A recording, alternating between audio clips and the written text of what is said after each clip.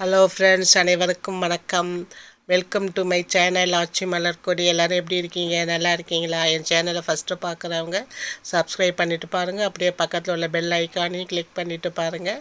இன்றைக்கி நம்ம சேனலில் ஃப்ரெஞ்சு ஃப்ரைஸ் பொட்டட்டோஸில் எப்படி செய்யறதா, அதுவும் வீட்லேயே எப்படி செய்யறதா காமிக்க போகிறேன். இன்ஸ்டாலாம் ரொம்ப ஃபேமஸாக இருக்குது. ஸோ அது மாதிரி ஃப்ரெஞ்சு ஃப்ரைஸ் வந்து இவ்வளோ நீளம் இருக்காது. இப்போ இது மாதிரி ஃபேமஸாக செய்கிறாங்க. நல்லா கிறிஸ்பியாக கடையில் விற்கிற மாதிரி நம்ம வீட்டில் சில எவ்வளோ கிரிப்ஸியாக இருக்குது பாருங்கள். இந்த அளவுக்கு உடச்சி டொமேட்டோ சாஸில் வச்சு சாப்பிட்டீங்கன்னா ரொம்ப அற்புதமாக இருக்கும். நம்ம வீட்டிலே செய்கிறது ரொம்ப ஹெல்த்தியாக இருந்து சுத்தமான நல்ல எண்ணெயில் செய்வோம். நம்ம இதை வந்து ஈவினிங் ஸ்நாக்ஸாக பிள்ளைங்களுக்கு கொடுக்கலாம், பெரியவங்களும் சாப்பிட்லாம். ரொம்ப அற்புதமாக இருக்கும் இந்த ஃப்ரெஞ்சு ஃப்ரைஸ். இதை வந்துக்கு 3 உருளைக்கிழங்கை வந்து வேக வச்சு எடுத்து வச்சுருக்கேன். அந்த வேக வச்ச உருளைக்கிழங்கு சூடாக தான் இருக்குது. தோலை உரிச்சிடுவோம். தோலை உரிச்சிட்டு இது வந்து நான் இந்த 3 உருளைக்கிழங்குல செய்கிற ஃப்ரெஞ்சு ஃப்ரைஸ் வந்து கரெக்டாக ஒரு 4 பேர் சாப்பிட்லாம். உங்களுக்கு தேவையான அளவு எவ்வளோ செய்யணுமோ அது அந்த மாதிரி கொட்டிக்கோங்க. இந்த உருளைக்கிழங்கு இப்போ நல்லா தோலெல்லாம் உரித்து எடுத்துட்டேன். இப்போ இதை வந்து சூடு இருக்குது, அதனால் மத்தாலாம் மசித்து எடுத்துப்போம். மிக்சிங் பவுலில் இப்போ இந்த உருளைக்கிழங்கு வச்சுருக்கேன். இதை வந்து ஃப்ரெஞ்சு ஃப்ரைஸ் வந்து பீஸ் போட்டு எடுக்கணும், அதனால் நல்லா மாவு மாதிரி மசியணும். அதனால் ஃபஸ்ட்டு மத்தாலாம் மசிச்சுக்கோங்க. உருளைக்கிழங்கு மசித்த பிறகு இதில் வந்து மாவுலாம் சேர்த்து பிசையணும். இப்போ நல்லா வந்து உதுத்துட்டேன் மத்தால. இப்போ அந்த உருளைக்கிழங்கு இந்த சின்னவங்கலேருந்து பெரியவங்க வரைக்கும் ரொம்ப விரும்பி சாப்பிட்ற சாதாரணமாக சினிமாவுக்கு போனால், பார்க்குக்கு போனால் இங்கெல்லாம் வந்து இந்த ஃப்ரெஞ்சு ஃப்ரைஸ் தான் நம்ம வாங்கி சாப்பிடுவோம். அதை நம்ம வீட்டிலே செஞ்சு கொண்டு போய் செஞ்சு சாப்பிட்லாம். அது எப்படின்னா உங்களுக்கு வீடியோவில் தான் இப்போ காமிச்சிக்கிட்டுருங்க. இதே மாதிரி நீங்களும் செய்யுங்க. இப்போ நல்லா வந்து உருளைக்கிழங்க நல்லா மாவு பதத்துக்கு மசிச்சிட்டேன். ஏன்னா நம்ம பீஸ் போடணும் திரட்டி இதை. அதனால் இந்த மாவு பதத்துக்கு பசிஞ்சிடணும். இதில் வந்து பைண்டிங்க்காக 3 ஸ்பூனு கார்ன்ஃப்ளவர் மாவு, சோள மாவு சேர்த்துக்கலாம்.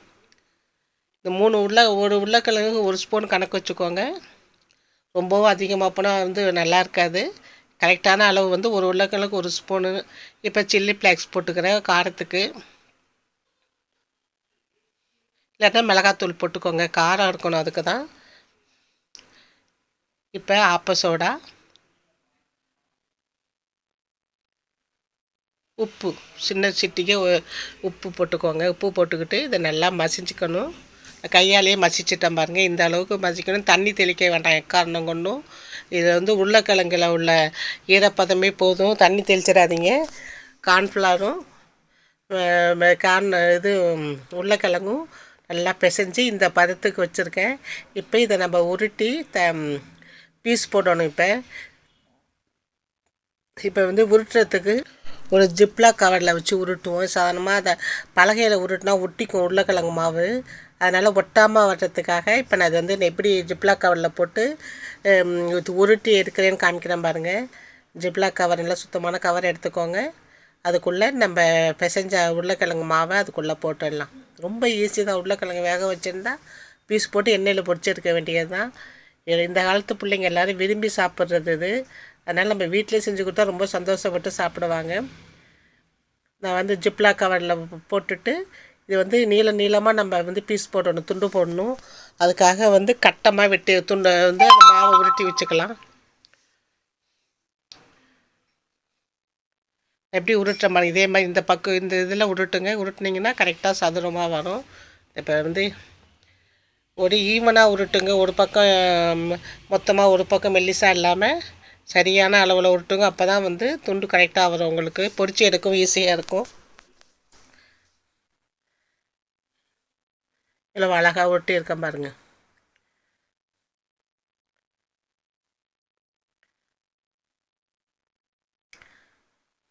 அவ்வளோதான், உருட்டியாச்சு. இப்போ இதை வந்து நம்ம ஜிப்லாக் கவர் சைடில் வந்து கட் பண்ணிவிட்டு இதை நம்ம பீஸ் போட வேண்டியது தான். நான் கட் பண்ணி எடுத்துகிட்டேன். ஒரு பக்கம் மேல் பக்கம் ஓப்பன் பண்ணிவிட்டேன். இப்போ கத்தியால் பீஸ் போட்டுக்கோங்க. அழகாக வரும் பீஸ். நம்ம வந்து மாவு கரெக்டாக அளவு சேர்த்துருக்கோம். உருளைக்கிழங்கு கார்ன்ஃப்ளவர் மாவும் கரெக்டாக சேர்த்தா இவ்வளோ அழகாக வருது பாருங்கள். அல்வா துண்டு மாதிரி வருது. இவ்வளோ நீளமாக வந்து வெட்டி இதை அப்படியே இப்போ பொரித்து எடுக்கிறது ரொம்ப நல்லா தான் இருக்குது. பார்க்குறதுக்கு கண்ணுக்கும் அழகாக இருக்குது, சாப்பிடவும் ருசியாக இருக்குது. நான் பீஸ் போட்டுட்டு உங்களுக்கு காமிக்கிறேன்.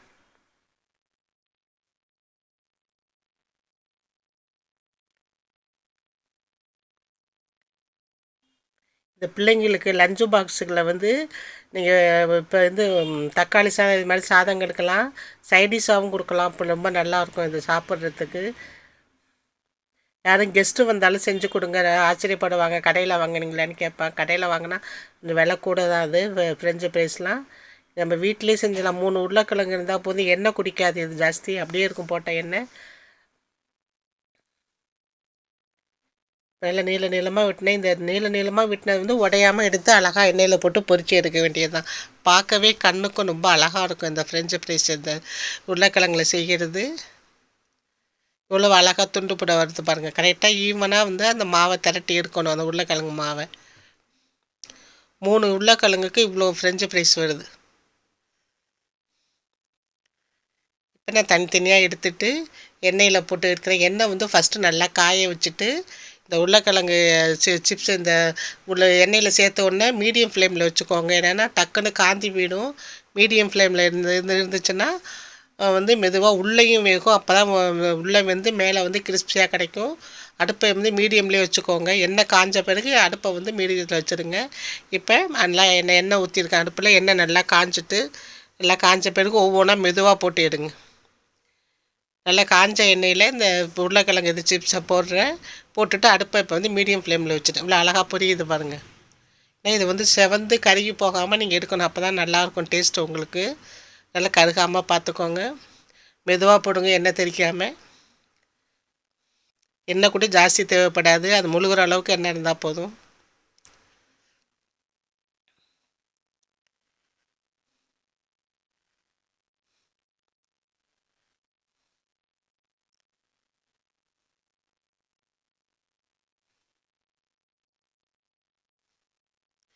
இப்போ இந்த சட்டி கொள்கிற அளவுக்கு ஒரு 9 10 துண்டு நான் போட்டிருக்கேன் இதில்.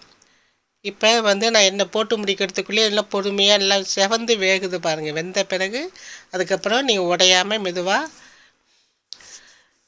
கொஞ்சம் வேகிறதுக்கு கொஞ்சம் டைம் கொடுங்க. கொஞ்சம் நேரமாகும் வேகிறதுக்கு. மாவு வெந்த பிறகு உடையாமல் திருப்பி போட்டு எடுத்துடணும். இப்போ ஹோட்டல்லாம் செஞ்சால் நிறைய எண்ணெய் ஊற்றி பிடிப்பாங்க. நம்ம வந்து வீட்டில் அவ்வளோ எண்ணெயெல்லாம் ஊற்றி வீணாக்க வேண்டாம். இது முழுகிற அளவுக்கு எண்ணெய் ஊற்றி ஒரு 2 நிமிஷம் 3 நிமிஷம் டைம் கொடுத்தீங்கனாலே வெந்துடும். அதுக்கப்புறம் திருப்பறதுக்கு அழகாக அதுவே மேலே எலும்பி வரும். அப்போ திருப்பி விட்டுடலாம். நான் கத்தியால் திருப்பி விட்றோம், உடையாமல் வரும். அதனால் இந்த வருது பாருங்கள் அழகாக அடியில் வெந்துட்டு இப்போ திருப்பி விட்டோன்னே மேல் பக்கம் கீழே போயிடும். முன்னைக்கும் பின்னைக்கும் திருப்பி விட்டு வேக விட்டு எடுக்க வேண்டியது தான். இவ்வளோ அழகாக வருது பாருங்கள். வெறும் உருளைக்கிழங்குல செய்கிற ஃப்ரெஞ்சு ஃப்ரைஸ்.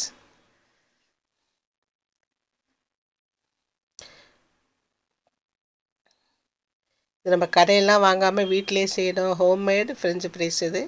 இவ்வளோ அழகாக வருது பாருங்கள். நீளமாக உடையாமல் வருது பாருங்கள். இப்போ நீங்கள் 2 பக்கமும் திருப்பி திருப்பி வேக வச்சா தான் 2 நல்லா வந்து பொன்னிறமாகவும் கிடைக்கும், கிறிஸ்பியாகவும் கிடைக்கும். இப்போ நான் வந்து 3 உருளைக்கிழங்கு 3 ஸ்பூனு கார்ன்ஃப்ளவரில் செஞ்ச ஃப்ரெஞ்சு ஃப்ரைஸ் வந்து ஒரு ஈடு போட்டு எடுத்துட்டேன்.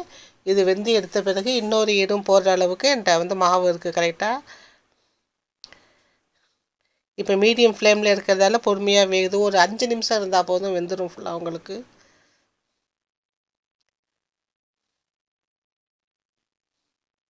இப்போ நம்ம போட்டப்போ இந்த கலர் மாதிரி இப்போ வந்து பொன்னிறமாக வருது பாருங்கள்.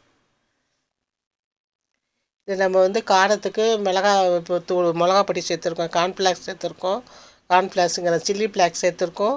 அதனால் காரமாகவும் இருக்கும். நீங்கள் தனியாக மிளகாத்தூள் உப்பு போட வேண்டாம், நம்ம மாவுலேயே சேர்த்துட்டோம். அப்படியே எடுத்து டொமேட்டோ சாஸ் வச்சு சாப்பிட வேண்டியதான். நீங்கள் அழகாக வறுத்து எடுத்துகிட்டு அந்த பாருங்கள் இவ்வளோ அழகாக வந்திருக்கு. பொன்னிறமாகவும் இருக்குது, அதோட கிறிஸ்பியாக இருக்கும். அதுதான் ரொம்ப ஸ்பெஷலான விஷயம் இந்த ஃப்ரெஞ்சு ஃப்ரைஸில். இதை நம்ம வந்து வீட்டிலே செஞ்சோன்னு சொன்னால் யாரும் நம்பவே மாட்டாங்க.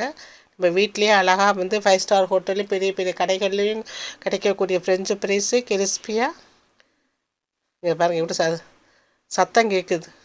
அந்த அளவுக்கு கிறிஸ்பியாக நம்ம வீட்டிலே செஞ்சு டொமேட்டோ சாஸ் வச்சு சாப்பிட்டுட்டு மற்றவங்களுக்கும் கொடுத்து அசத்துவோம். இந்த அருமையான ஃப்ரெஞ்சு ஃப்ரைஸ் வீடியோ உங்களுக்கு பிடிச்சிருந்ததுன்னா என் சேனலை சப்ஸ்கிரைப் பண்ணி லைக் பண்ணி ஷேர் பண்ணுங்கள். தேங்க்ஸ் ஃபார் வாட்சிங். வாழ்க வளமுடன்.